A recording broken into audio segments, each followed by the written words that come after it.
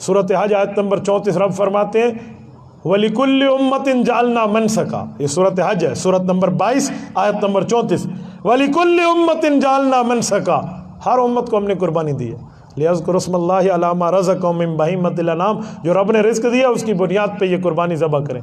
और पालतू जानवर होने चाहिए, घरेलू जानवर होने चाहिए, सैदुल अनाम ना हो, बहीमतुल अनाम हो, क्या माना, शिकारी ना हो, वो घर वाले हों।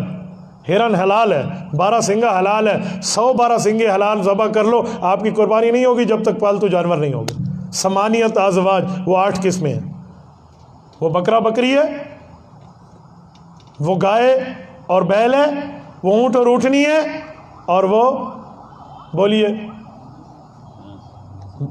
गाय के साथ ही भैंस, ये चीज़ें हैं। एक बंदा मुझे कहने लगा कि दुम्बे का जिक्र तो है, दुम्बा दुम्बी हो गया, बकरा बकरी हो गया, गाय बैल हो गया, ऊँट ऊँटनी हो गया, ये 8 हैं। एक शख्स मुझे कहने लगा इसमें भैंस तो नहीं है, हालांकि हनफी तो भैंस की कुर्बानी भी करते हैं। मैंने कहा इसमें भेड़ भी नहीं है, भिडूर आते भेड़, ये भी नहीं है, तो कहाँ से लाओगे? कहते हैं दुम्बा और भेड़ एक किस्म है। मैंने कहा गाय और भैंस एक किस्म है, रंग का फ़र्क है, रंग का फ़र्क है। मैं कहता एडी मेरी लाट का फ़र्क थी सकता, इतना रंग का फ़र्क नहीं थी सकता। कैसी बात कर रहे हैं आप? मुझे यहाँ से भेड़ निकाल के फिर दिखा दें, माज का इतलाक भैंस बैल पे होता है। मैंने कहा फिर ये बकरा है, इस जैसी ज़कात, इसका इतलाक भी बैल इस पे भैंस पे होता है। जैसे बकरा के बजाय दुम्बा है तो भेड़ वही चीज़ है, तो ये भी ऐसी है। तो मेरे दोस्तों, गाय का और भैंस का भी एक ही मामला है, दोनों के 4 थन, दोनों के 2 सींग, दोनों के 1-1 दुम, दोनों के 4-4 पाँव, दोनों की खुराक एक जैसी, जस्ट कलर का फ़र्क है, रंग का फ़र्क है। यहाँ आपकी मोरियाली की एक दोस्त, यहाँ बंदे मौजूद हैं जो मेरे पास उनको लेकर आए, मुझे आकर उसने कहा भैंस का कुर्बानी में कोई कुरान हदीस में लफ्ज़ है?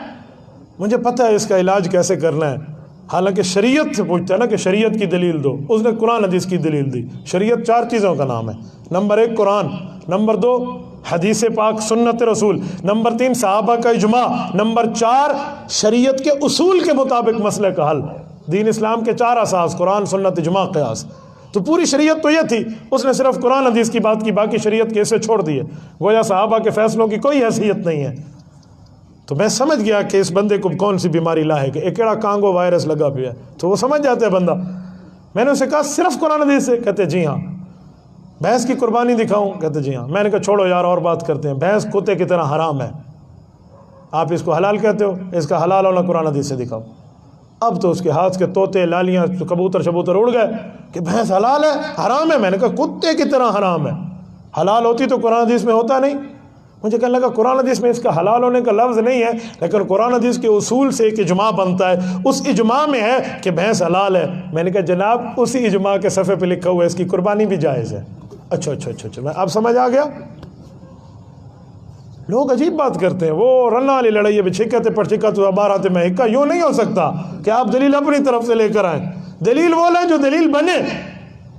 फिर मुझे कहने लगा अच्छा मुझे अब समझ आई। तो मैंने कहा शुरू में मैं कहता ना इजमा से साबित है, आप कहते कुरान हदीस बात इजमा के आ गई है, अब आपने खुद मान लिया।